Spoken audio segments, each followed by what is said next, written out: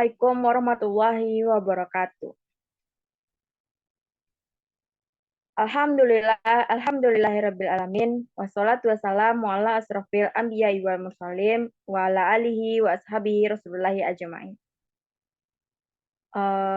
Baiklah, yang terhormat Ibu Tia Ayuningrum selaku dosen pembimbing pada mata kuliah Metode Perencanaan Pendidikan.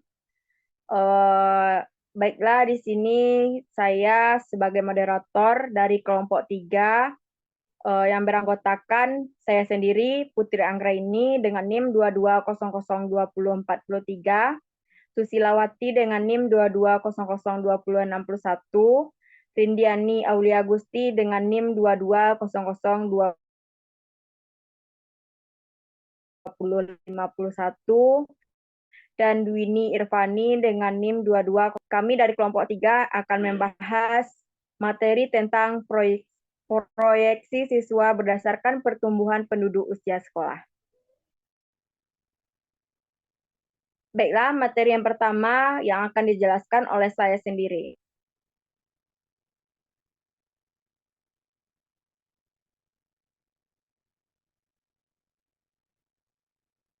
Konsep dasar proyeksi. Dikutip dari Jurnal Pendidikan dan Kebudayaan, Ida Kintamani Dewi Hermawan, bahwasannya proyeksi adalah perkiraan tentang keadaan masa yang akan datang dengan menggunakan data yang ada. Jadi, proyeksi pendidikan adalah perkiraan tentang pendidikan di masa mendatang, misalnya 5 atau 10 tahun mendatang yang dihitung dengan menggunakan kondisi pendidikan di masa sekarang. Baiklah, materi selanjutnya akan dijelaskan oleh rekan saya, yaitu Dwini Irfani.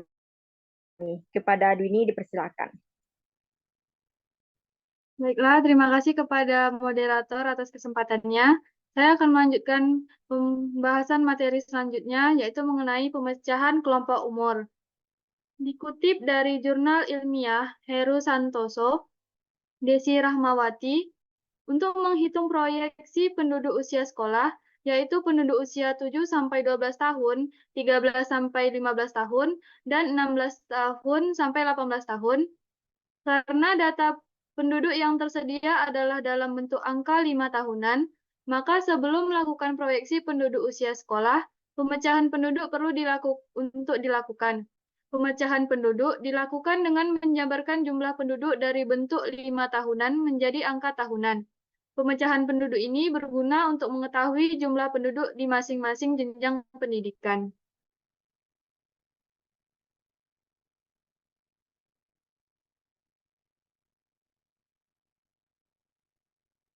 Bila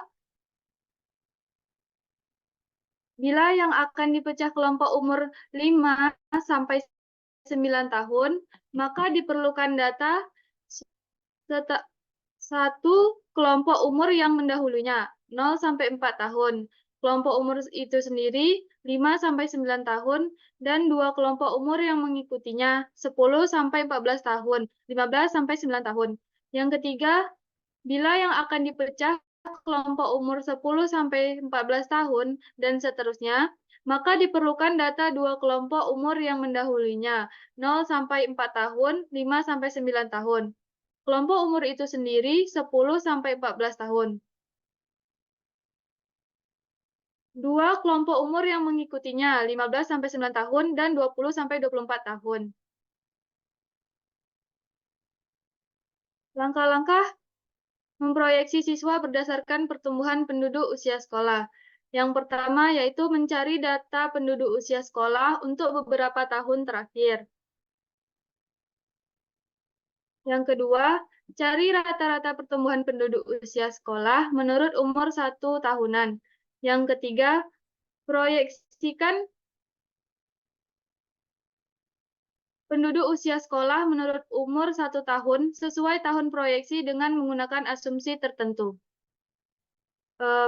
Mungkin itu saja pembahasan dari saya. Saya kembalikan ke moderator.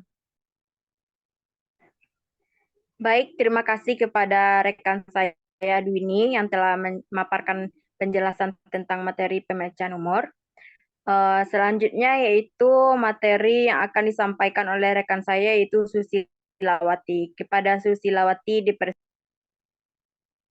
Baik, terima kasih kepada moderator. Di sini saya akan menjelaskan materi terkait yaitu proyeksi siswa dengan pendekatan pertumbuhan jumlah penduduk usia sekolah.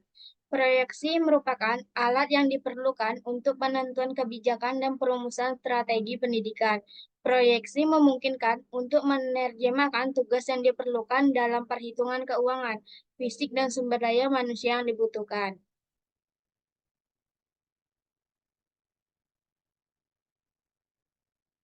Next, moderator. Selanjutnya yaitu metode proyeksi siswa ada beberapa macam, yaitu yang pertama, satu, angka pertumbuhan digunakan untuk menyusun proyeksi siswa untuk semua jenis satuan pendidikan, baik untuk pendidikan formal maupun non-formal. Dua, cohort siswa, metode yang hanya dapat digunakan dengan jenjang pendidikan seperti SD, SMP, SMA. Tiga, masukan keluarga, keluaran adalah metode digunakan bagi satuan pendidikan yang memiliki masukan atau siswa baru dan keluaran atau lulusan kecuali TK dan SLB. 4. Arus siswa digunakan untuk menyusun proyeksi siswa untuk semua jenis satuan pendidikan yang memiliki tingkat kecuali TK, SLB, dan PT. Sekian materi yang dapat saya sampaikan, saya kembalikan kepada moderator.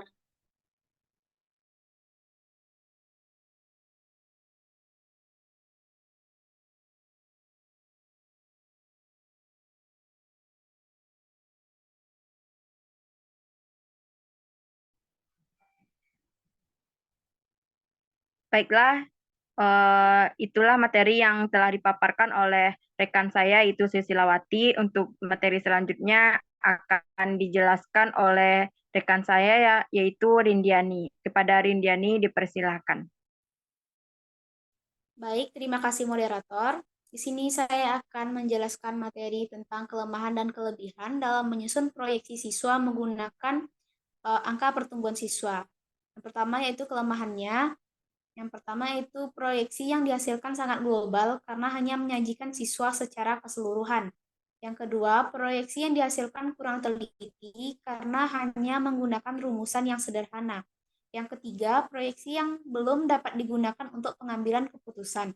Dan yang keempat, proyeksi yang telah kurang dapat dimanfaatkan karena tidak detail.